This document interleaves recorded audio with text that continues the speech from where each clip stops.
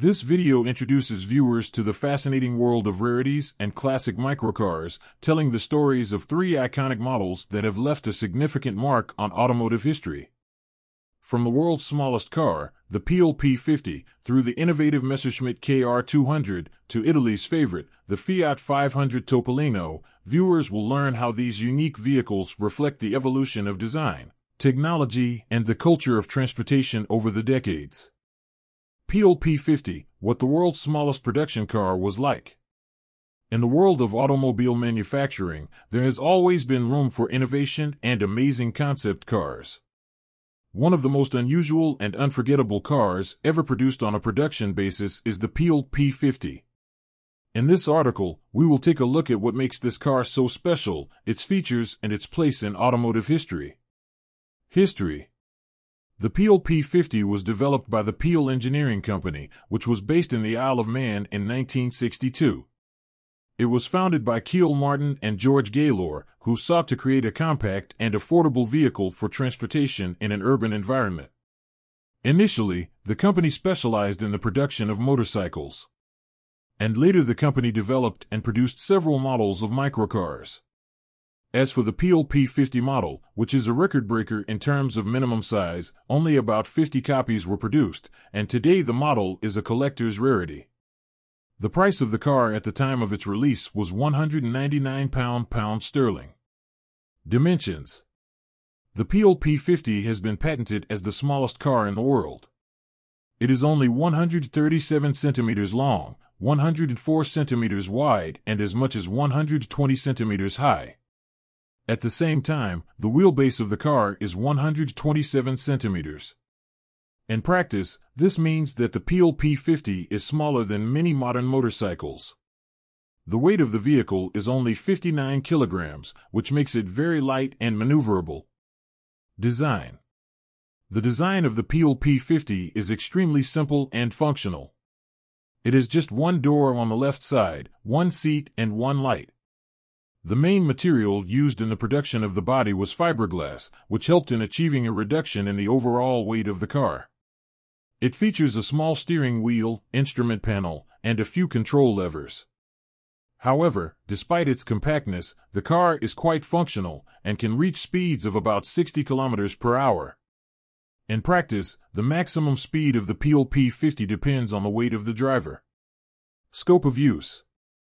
Peel P50 was designed by designers for use in urban environments, where its small size makes it easy to maneuver through narrow streets and easily find a parking space even in the most limited spaces. Due to its compact size, the Peel P50 was designed to be an ideal vehicle for traveling on crowded city streets or for use as a second car for short trips. Features and capabilities.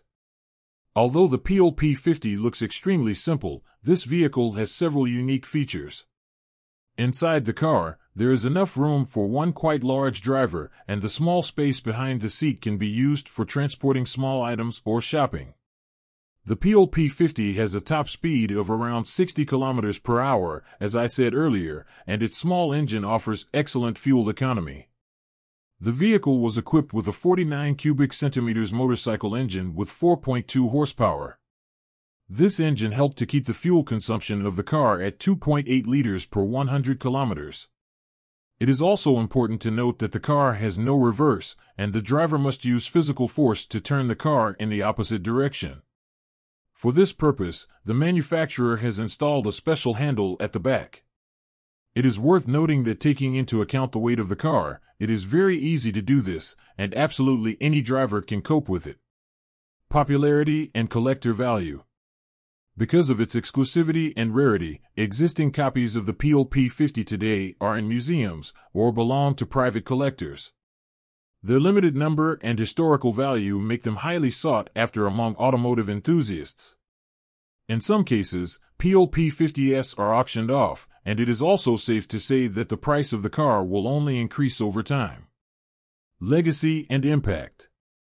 Although the Peel P50 did not become as mass-produced as its creators had planned, its impact in the automotive industry cannot be underestimated. It has come to symbolize a bold and innovative approach to car design and construction, and its compactness and efficiency have been an inspiration to modern designers and constructors. Some consider the Peel P50 to be the ancestor of compact and eco-friendly modern cars. To summarize, I would like to add that the full video review from Top Gear presenter Jeremy Clarkson you can easily find in open sources. I highly recommend to watch it. And that's all. Thank you all for your attention. Messerschmitt, temporarily not allowed to manufacture aircraft, had turned its resources to producing other commodities. In 1952, Fend approached Messerschmitt with the idea of manufacturing small motor vehicles. These were based on his Fend Flitzer invalid carriage. The first of Fend's vehicles to enter production at Messerschmitt's Regensburg factory was the KR175. The title Kabinenroller means scooter with cabin. While the Messerschmitt name and insignia were used on the car, a separate company, incorporated as Regensburger Stahl und Metallbau GmbH, was created to manufacture and market the vehicle. The KR200 replaced the KR175 in 1955. While using the same basic frame as the KR175 with changes to the bodywork, notably including wheel cutouts in the front fenders, and an improved canopy design, the KR200 was otherwise an almost total redesign. The rear suspension and engine mounting were reworked, and hydraulic shock absorbers were installed at all three wheels. Tire sizes were enlarged to 4.00 times 8. Retailing for around DM 2,500, the KR200 was considered an instant success with almost 12,000 built during its first year, which was the highest annual production for Kabinenroller models.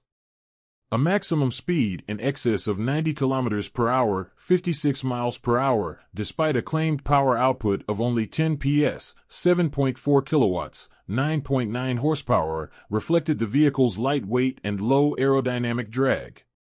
An export package included a two-tone paint scheme, painted hubcaps, a fully trimmed interior, a heater, a clock, and a sunshade for the canopy. In 1956. Messerschmitt was allowed to manufacture aircraft again and lost interest in Fend's microcars. Messerschmitt sold the Regensburg works to Fend who, with brake and hub supplier Valentin Knott, formed Fahrzeug und Maschinenbau GmbH Regensburg, FMR, to continue production of the KR200 and his other vehicles. In 1957, the KR200 Cabrio model was released, featuring a cloth convertible top and fixed side window frames. This was followed by the KR201 Roadster without window frames, using a folding cloth top, a windscreen, and removable side curtains.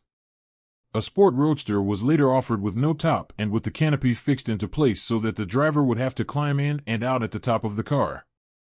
Production of the KR200 was heavily reduced in 1962 and ceased in 1964 as sales had been dropping for a few years. The demand for basic economy transport in Germany had diminished as the German economy boomed. A similar situation developed in other parts of Europe, such as in the manufacturer's biggest export destination, the United Kingdom, where sales were particularly affected by the increasing popularity of the Mini. The narrow body and corresponding low frontal area was achieved with tandem seating, which also allowed the body to taper like an aircraft fuselage within a practical length. 10 PS, 7.4 kilowatts, 9.9 horsepower, propelled the KR200 to around 105 kilometers per hour, 65 miles per hour. The claimed fuel consumption of the car was 87 mpg, 3.2 L/100 km. The tandem seating also centralized the mass of the car along the longitudinal axis which, combined with the low center of gravity, low weight, and wheel placement at the vehicle's extremes, gave the KR200 good handling characteristics. A more minor advantage of tandem seating was that it made an export version to countries that drive on the left unnecessary. An export model was built, but this denoted a more luxurious trim level entry to most KR models except the KR201 Sport Roadster, and a corresponding TG500 version was through a canopy door hinged on the right side of the vehicle. The door included all the windows, windshield, window frames on all but the Roadster models, folding top on Roadster and Cabrio models, and acrylic bubble on other versions, and the frame in which it was set, extending from the right side of the monocoque tub to the left. On sport roadster models, the canopy was fixed and there was neither a top nor any windows at all, only a tonneau cover. The bubble top on the KR200 was simplified over that of the KR175 by the use of a larger curved glass windshield that formed 8 pillars with the side window frames. This allowed the bubble to be simpler and more compact than the KR175 bubble, and it was consequently easier and less expensive to produce. The windshield wiper, manual on the KR175, was electric on the KR200. The KR200 ran on a 191 cubic centimeters, 11.7 cu Fichtel and Sachs forced air fan, cooled single-cylinder two-stroke engine positioned in front of the rear wheel, just behind the passenger's seat. The engine had 2 sets of contact breaker points and, to reverse, the engine was stopped and then restarted, going backwards. This was affected by pushing the key further in the ignition switch than normal, whether intentionally or not. One result of this was that the KR200 sequential, positive stop transmission provided the car with the same 4-gear ratios available in reverse as in forward movement, apart from the dual-mode ignition. The KR200 had a steering bar reminiscent of that of an aircraft. To steer the KR200, the driver would swivel the steering bar about its axis from the horizontal, straight ahead, position instead of rotating it as with a conventional steering wheel.